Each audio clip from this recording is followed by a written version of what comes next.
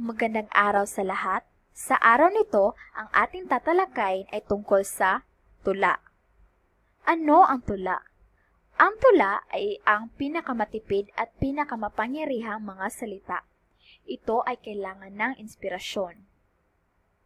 Mga uri ng tula.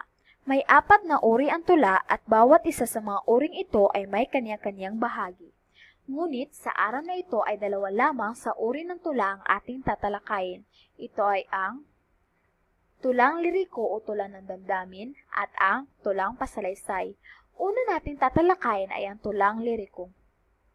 Tulang liriko o lyric poetry. Ito ay nagpapahayag ng saloobin at damdamin ng manunulat.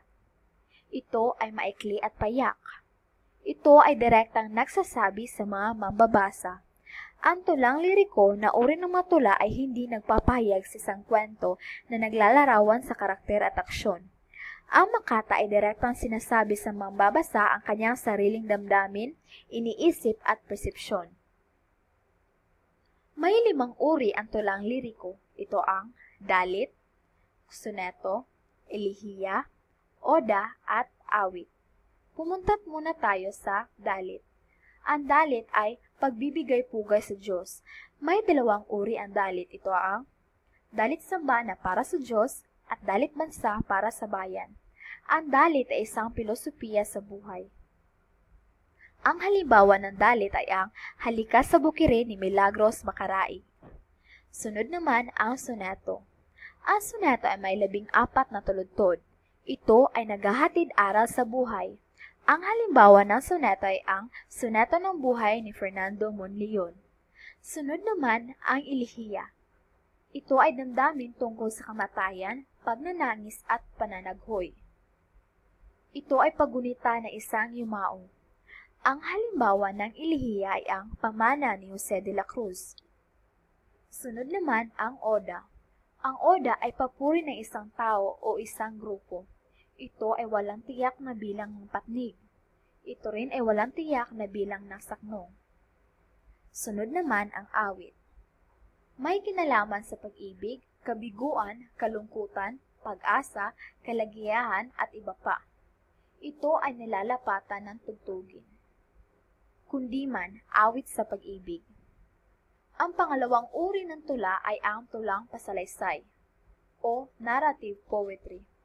Ito ay mahalagang tagpo o pangyayari sa buhay.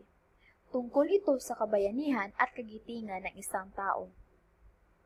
May 3 uri ang tulang pasalaysay. Ito ang epiko, awit at korido at balad.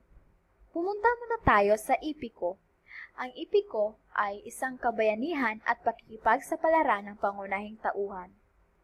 Ito ay kagilas-gilas at hindi kapanipaniwalan ng mga pangyayari sa digmaan. Ang halimbawa ng epiko ay ang Biag ni Lamang. Sunod naman ang awit at korido. Ito ay pumapaksa sa pakikipagsapalaran. Prinsipe, prinsesa, hari at reyna ang mga tauhan. Ito ay relihiyong Kristiyano. Ang awit at korido ay hatid ng mga Kastila.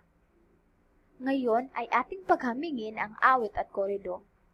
Ang awit ay ito ay mabagal bigkasin, may 12 pantig, binibigkas sa kumpas na mabagal na saliw ng gitara o bandurya. Ang korido naman ay mabilis bigkasin, may 8 pantig, binibigkas sa kumpas ng marcha. Ang awit ay mga aral na ipinapahiwatig. Ang halimbawa ng awit ay ang Florante at Laura ni Francisco Balagtas.